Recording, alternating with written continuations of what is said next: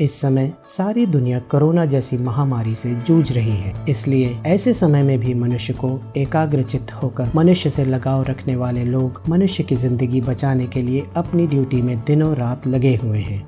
सफाई कर्मचारी सफाई करके इन्फेक्शन रोकने में जुटा है, सुरक्षा कर्मी सड़कों पर सुरक्षा ड्यूटी दे रहा है, दूसरे लोग घर में रहते हुए सरकारी आदेशों का पालन करते हुए घर में रुके हुए हैं। लोग सोशल डिस्टेंसिंग का भी पालन कर रहे हैं, मगर सबसे कठिन और खतरनाक ड्यूटी हमारे चिकित्सक और मेडिकल कर्मचारी की है, जो संक्रमित होने के डर के बावजूद भी कोरोना रोगियों का इलाज करने में दिनों रात एक किए हुए हैं। उनका सर्वप्रथम धर्म मरीज को ठीक करना है। वो ये बात अच्छी तरह जानते हैं कि इंसान की जान बचाना ही चिकित्सक का धर्म है। हमें याद रखना चाहिए कि सिर्फ चिकित्सक का ही नहीं, बल्कि हर मनुष्य का धर्म है कि वह मानव की जिंदगी बचाना ही अपना धर्म समझे। सेवा वो नहीं जो किसी को दिखाने के लिए की जाए, जिसे करने के बाद मन को अपार शांति का अनुभव हो, वही सेवा है। मानव सेवा ही सच्ची ईश्वर की सेवा है। इस मनुष्य रूपी जीव की जान बचाने के लिए ईश्वर ने बहुत से रचनात्मक जीवों की ड्यूटी लगा रखी है। यही वजह है कि मनुष्य की जिंदगी के शुरू होते ही जमीन, आसमान, चांद, सितारे, हवा और सूरज के अलावा नन्ही नन्ही चिड़ियां सभी मनुष्य की जिंदगी बचाने में दिनों रात जुटे हुए हैं और कठिन से कठिन परिस्थितियों में भी अपनी ड्यूटी कर रहे हैं और अपनी ड्यूटी को ही अपना धर्म समझते हैं। जमीन अनाज देकर जिंदगी बचा रही है, सूरज, चांद, सितारे और हवाएं रोशनी और हवा देकर मनुष्य की जिंदगी बचा रहे हैं। चिड़ियां फलों के बीज को जंगल जंगल बिखेर कर पेड़ों की संख्या बढ़ा रही हैं और मानवीय जिंदगी बचाने में लगे हुए हैं। तितलियां और भंवरे एक फूल से दूसरे फूल तक पराग पहुंचाकर मनुष्य की जिंदगी के लिए ही फूलों और फलों की पैदावार को आगे बढ़ा रहे हैं। इससे ये स्पष्ट हो गया है कि अपने काम के प्रति निष्ठा रखने वाले व्यक्ति कठिन परिस्थितियों में भी मानवीय जिंदगी बचाने की ड्यूटी में लगे रहते हैं और सेवा को ही सर्वधर्म समझते हैं। भगवत गीता का भी यही उपदेश है। चैप्टर 18:46 यतः प्रवृत्तिर्भूतानां येन सर्वमिदं ततं स्वकर्मणा तमभ्यचर्य सिद्धिं विन्दति मानवः। By performing one's natural occupation, one worships the Creator from whom all living entities have come into being and by whom the whole universe is pervaded. 1846 इस्लाम में ये भी कहा गया है कि मखलूक की खिदमत में ही खालिक की इबादत है।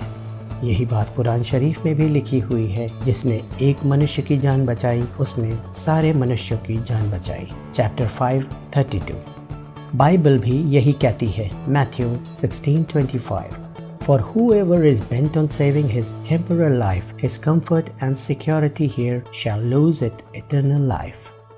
जीवन का एकमात्र उद्देश्य मानवता की सेवा करना है। हमारे यहाँ era university, eras Lucknow medical college and hospital में भी मैनेजमेंट, डॉक्टर्स, नर्सिंग और पैरामेडिकल स्टाफ एवं इससे संबंधित हर कर्मचारी कोविड-19 के मरीजों के उपचार में दिन और रात लगा हुआ है और कोरोना वायरस के संक्रमण से बचते हुए मरीज को कैसे इलाज किया जाए, इसके लिए अनेकों इनोवेटिव इक्विपमेंट्स बनाकर और रिसर्च के माध्यम से उनको क्या खाद्य सामग्री दी जाए, इसको ध्यान में रखते हुए कई आविष्कार एवं रिसर्च पेपर पब्लिश किए हैं। जैसे कि रिमोट कंट्रोल डैशबोर्ड बनाया गया है, जिसके जरिए डॉक्टर वार्ड से दूर कंट्रोल रूम में ही बैठकर पेशेंट के वाइटल्स, पेशेंट के दिल की धड़कन और हाई रेजोल्यूशन कैमरे के द्वारा जूम करके पेशेंट को देख भी सकता है। सरकार भी इस रिमोट कंट्रोल डैशबोर्ड को देखकर काफी प्रभावित हुई और एक सरकारी मेडिकल कॉलेज में लगाने का निर्देश दिया। इसके अलावा कई वायरस सिक्योर बूथ बनाए गए हैं, जिसके जरिए डॉक्टर खुद को संक्रमण से सुरक्षित रखते हुए मरीज को टच कर सकता है, स्टेथो के द्वारा उसकी हार्ट और लंग्स की आवाज सुन सकता है, उसका इन्वेस्टिगेशन भी कर सकता है और फिजिकल एग्जामिनेशन भी कर सकता है। इसको कई सरकारी चिकित्सालयों में संस्थान ने डोनेट भी किया है, ताकि वो संस्थान भी मरीजों का उत्कृष्ट इलाज कर सके। हमारी संस्थान ने वेंटिलेटर्स भी बनाए हैं, जिनकी सेटिंग एवं कंट्रोल बिना वार्ड में जाए अपने मोबाइल अथवा कंप्यूटर से किया जा सकता है। इस महामारी के दौर में अन्य रोगों से ग्रसित पेशेंट भी डॉक्टर को दिखा पाएं, इसके लिए एक ऑनलाइन कंसल्टेशन ऐप डिजी डॉक्टर बनाया है, जिसके जरिए रोगी अपने मोबाइल से ऑनलाइन डॉक्टर से अपॉइंटमेंट लेकर टेलीमेडिसिन की तर्ज पर इलाज करा सकता है। रोगी सिम्टम्स पर क्लिक करके उस स्पेशलिटी के डॉक्टर तक पहुंच जाता है और डॉक्टर ऑडियो और वीडियो कॉल के जरिए मरीज का प्रिस्क्रिप्शन, इन्वेस्टिगेशन आदि लिख सकता है, जो मरीज के मोबाइल पर आ जाएगा। इस ऐप के जरिए काफी मरीजों का इलाज हो सकेगा। ऐसे ही हमारे यहाँ रिसर्च करके कोविड पेशेंट के लिए विशेष खाद्य सामग्री को कैसे और कितना दिया जाए, जिससे कि पेशेंट तो अतिशीघ्र रिकवर हो ही जाए, अपितु जो हेल्थ केयर वर्कर है वो खाते और पीते हैं तो उनका इम्यून सिस्टम इतना स्ट्रांग हो जाए कि इस महामारी का प्रकोप उनको छू न सके।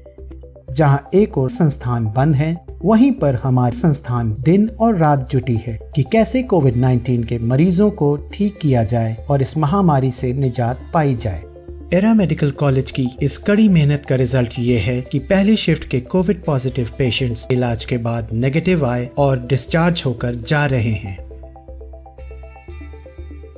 मैं हरिशंकर उपरोक्त मैसेज के जरिए एराज लखनऊ मेडिकल कॉलेज और हॉस्पिटल के सभी डॉक्टरों, नर्सों, सुरक्षा कर्मी, वार्ड बॉय, आया, सफाई कर्मचारियों और अन्य सभी स्टाफ जो कोविड-19 के उपचार में लगे हैं, उनको तहे दिल से धन्यवाद करता हूं और इस उत्कृष्ट सेवा के लिए ताली बजाकर उनका अभिनंदन करता हूं। आशा करता हूं आप लोग का इस समय जो कार्य है और लोगों के लिए उदाहरण बनेगा।